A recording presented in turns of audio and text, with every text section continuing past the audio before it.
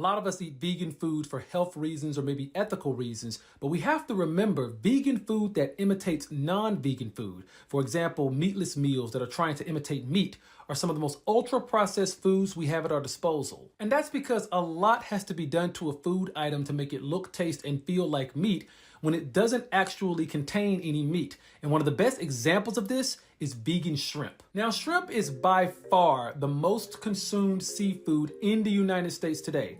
And I could get into some very familiar Forrest Gump jokes to illustrate just how many different types of shrimp we eat, but just know that the average American scarfs down about 4 pounds of shrimp every year. But all this shrimp farming is a major problem for the environment. This high demand for shrimp has wiped out millions of acres of mangrove forests like the one behind me.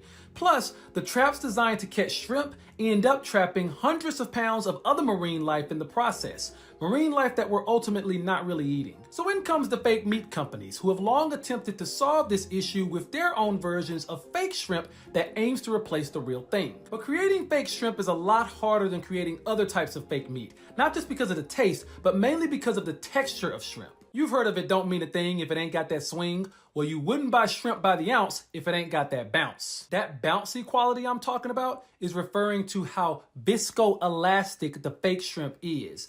And that's where the ultra processing comes into play. You'd be surprised in all the gels, gums, and thickeners these companies use just to give their fake shrimp some real bounce. And the fake meat companies have also gotten pretty creative in how they attempt to recreate that ocean flavor in their fake shrimp, using everything from algae to seaweed to replicate the diet of shrimp itself. If you want to learn more about just how ultra-processed vegan shrimp truly is, then go to thefern.org and check out Paul Greenberg's new article, Shrimp Replacement Theory. This is one of 5 new articles released by Fern in collaboration with Inverse, all of which deal with ultra-processed foods and their overall effect on our diets and our society.